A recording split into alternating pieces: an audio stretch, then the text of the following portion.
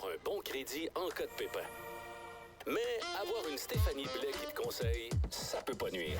Ah non, ça fait bien, ça. Ça fait bien, ça. Mes chums, c'est rendu que c'est direct. Hein, hier, tu fait une passe à la palette pour ça a bien été, mais j'imagine que oui. Oh oui. Une histoire de rachat de location d'auto. Ça arrive souvent, des histoires de même? Oui, ça arrive souvent, mais j'ai cru remarquer, du moins avec ton ami, qu'on a certains manufacturiers qui ne semblent pas vouloir s'occuper des rachats de location. C'est fou, hein? Bon, on nommera pas personne, Non, mais non. tu peux parler un peu du cas en tant que tel. Ben, en fait, ce qu'il m'a dit, c'est que eux, évidemment, ils voulaient lui vendre une nouvelle voiture et non pas qu'il rachète sa location. Par contre, lui, il avait un méchant deal sur son rachat de location. Ça valait vraiment la peine. C'est le résiduel, dans le fond. C'est ce qui reste. Exactement, c'était en plein ça. Puis lui, à la base, il avait déjà eu un gros rabais sur sa voiture. Donc, de là, le résiduel... L'intérêt de l'acheter. Oui, c'est ça, exactement. Mais sauf qu'il semblerait que l'endroit où il fait affaire actuellement, eux autres, ils préfèrent y vendre une nouvelle voiture. Donc, ils lui disent que le taux d'intérêt est...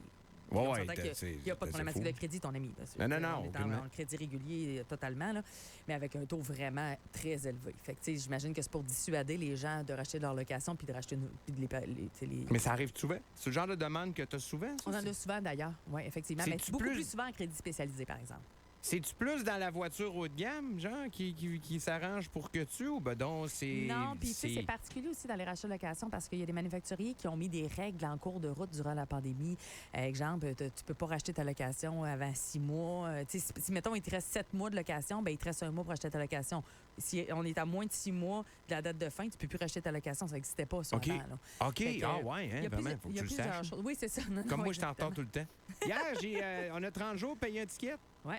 Hier, je suis rendu à 32, je l'ai payé, puis ça a fait. Ah, ben oui. Mais c'est ça, je pensais que j'allais être obligé de payer des frais encore. Tout, là. Ben, en fait, je pense qu'ils pourraient t'en charger légalement, mais ils ne le font pas. Là. Mettons, moi, ça m'est déjà arrivé d'oublier un petit ticket de stationnement, puis il n'y avait pas de problème. Moi, dans le temps, on avait une lettre qui nous envoyait. Oui. Puis là, on avait encore plus de temps pour le payer. Ben, en fait, on avait jusqu'à une date X, là, mais normalement, c'est sur réception. Là. OK. Mais vous savez que si vous ne payez pas vos tickets, c'est permis suspendu. Là, si vous oui.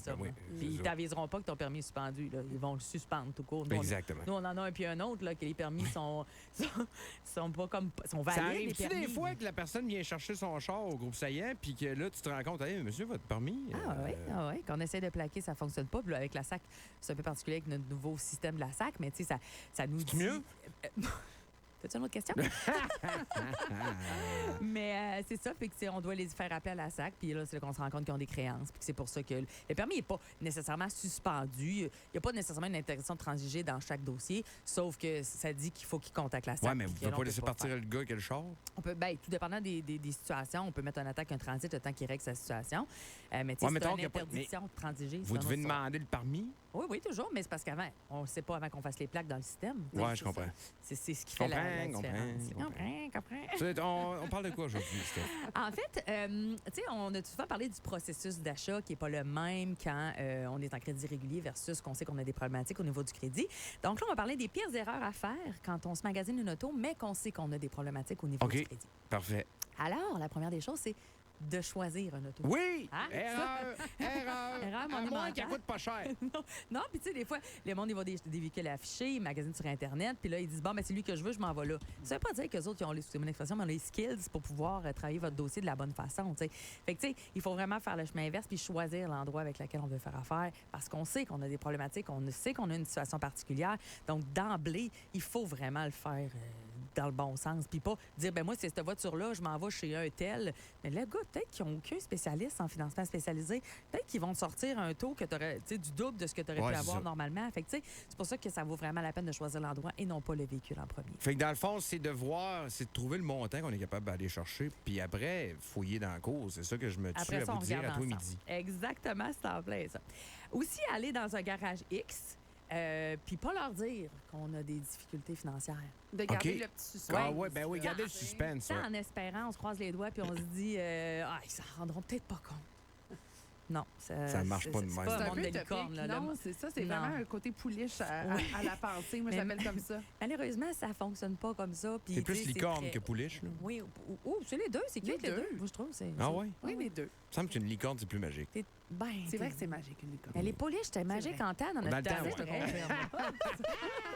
arrive en 2024. On peut-tu faire financer une pouliche? Non, c'est pas encore Ça prend un moteur. Peut-être tu peux. Écoute, je vais m'informer. Parce que vous financez pas mal tout, là, vous autres, là. Moto, bateau, skidoo, tout, là. Oui, on fait de tout, effectivement. Mais pas de... Si moi, je vais un cheval à 28 000... On n'est pas dans la pouliche. On n'est pas là. Non, on n'est pas dans la pouliche. Bonne question. Déclarez aussi à la personne qui s'occupe de votre dossier, mettons la directrice financière, plus de revenus que ce que vous gagnez en réalité. OK. En espérant aussi que ça passe mieux parce que vous mentionnez que vous avez plus de revenus. Peut-être que vous êtes allé ailleurs, puis ils vous ont dit que vous aviez un problème de ratio d'endettement. Sauf que ce qu'il faut savoir, c'est qu'en crédit spécialisé, je vous dirais au moins 90, 12, 15 des cas, ils nous demandent des preuves de revenus. Oui, puis ils sont capables de voir, là. Ils sont capables d'aller reculer de 2-3 ans puis regarder ce qui se passe dans vos comptes, là, j'imagine. Ils vont demander des talons de paie, ils vont demander plein de choses. Fait que, on s'entend-tu pour dire que si vous ne donnez pas la bonne information, puis que là, on a un paiement autorisé, puis que là, on valide les revenus, puis que le paiement est plus bon, puis là, il faut choisir un autre véhicule en fonction de ce que vous souhaitez, ça rallonge le processus de beaucoup. Sûr. Puis on oublie que c'est beaucoup de perte de temps aussi pour la personne qui est en avant de nous et qui tente de nous aider dans les faits, qui est de notre bord, mais qui peut-être va avoir le goût de moins l'être éventuellement. Exactement. Et dans le même ordre d'idées... C'est-tu dans ce temps-là que tu cries, toi? Non, je reste toujours très, très gentille. Parce que ton bureau n'est pas très hermétique. Mais c'est sûr qu'on... Mais ça doit être frustrant. On trouve ça plate parce que c'est nous autres qu'il faut, après ça, qu'il essaye de se défendre avec la fausse déclaration puis de dire, mais écoute, peut-être que ses revenus ne sont pas représentatifs sur son talon de paie, blablabla. Sauf que, au final, non, mais c'est parce qu'en vrai, je gagne juste tant. Merci de me le dire maintenant, 3 jours après. Ce que je disais dans le même ordre d'idée, le client qui vient nous voir, qui nous dit moi, je veux juste un auto, qui roule, j'ai pas de préférence, j'ai pas rien. Puis qui fait que là, on rentre dans son budget, on y trouve une voiture, etc. Puis on l'appelle, puis non, moi, j'avais pas ça. OK, oui. OK, bien, ça pourrait être ça dans ce cas-là. Non, ça non plus, je veux pas ça. Ça non plus. Puis là, à partir du moment où ils sont préautorisés, là, ils veulent ça fait plus. Ils veulent plus ça. Fait que, soyez honnête. Si vous avez une préférence, si vous avez un choix dans votre tête, déjà que d'emblée, vous pensez dites-nous-le. On va essayer de se rapprocher de ça. Ça veut pas dire que ça va être ça, mais du moins, on va le savoir pour on va travailler de la bonne façon. Plutôt que vous me dites, moi, j'ai n'importe quoi, mais là, au final, je veux pas d'Hyundai, je veux pas de Kia, je veux pas de ci, je veux pas de... Tu fais comme, OK. C'est tout sauf n'importe quoi. Oui, c'est ça. C'est exactement ça. Omettre de mentionner des informations, un peu comme on disait tantôt, en sachant que vous les savez, mais en disant, ils ne les sauront pas. Exemple, là, je suis en faillite ou je suis en proposition. J'ai déjà fait une faillite en 92. Je leur dirais pas, puis là, est effacé. Non. T'es encore là. Malheureusement, ça retombe aussi, ça revient. Puis, souvent, ils vont faire des vérifications avec le syndic. Fait que, si on travaille votre dossier, qu'on a une excellente approbation avec une institution bancaire, on est super content parce que on pense que c'est votre premier événement. Puis là, ils font une vérification avec le syndic. Ils se rendent compte que c'est votre deuxième événement, mais que cette institution financière-là ne prend pas de deuxième événement. Bon, on vient de recommencer à cause de... On recommence. Fait que, tu sais, c'est dans le but d'optimiser le temps puis que ça aille le plus vite possible. Ouais. Les gens, ils veulent des approbations, des réponses, en fait, rapides. La plus longue que tu as eue, ça peut être quoi? Tu sais, là, de la personne demande jusqu'à... Puis la plus courte. Un gros mois. Parce que tu voulais, tu as travaillé pour le client un mois. C'est parce que des fois, on a besoin des preuves, des fois, on a besoin de prendre un chemin différent pour arriver à livrer un auto. Des fois, il faut qu'on consulte un syndic en insolvabilité. Il y a plein de raisons qui font que des fois, ça rallonge le processus. C'est fun, ta job. Ah, merveilleuse. Moi, je l'adore, ma job. J'ai pas des problèmes pente. Non, pas du tout. La dernière que je voulais vous dire, c'était dans le même ordre d'idée que tantôt. Et là, je me cherche parce que... Ah oui, la rapidité. Oui, c'est ça. Faut pas, là. Relaxez-vous un peu. Tu sais, moi, le client qui m'appelle pour me dire... je veux un char tantôt. Oui, pour hier.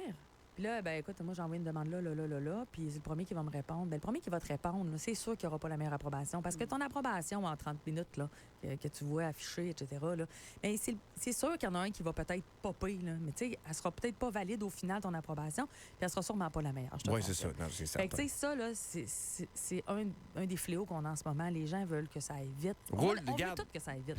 Loue-toi un char une semaine, ça braise. Oui, c'est ça. C'est vraiment urgent. Tu vas sauver au bout, là. C'est vrai. Tu vas sauver au bout, là. Loue-toi un char, là, 400-500$, que ça va te coûter, genre, pour 5-6 jours, là. Ouais.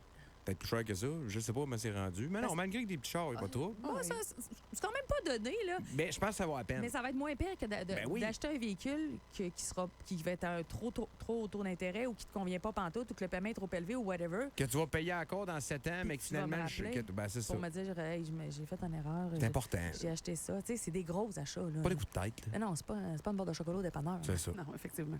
Voilà. Merci, Stéphanie. C'était le fun, les amis. ça. Donc, les amis, comment on pourrait résumer ça, hein? prenez le temps. Oui. Appelez pas partout.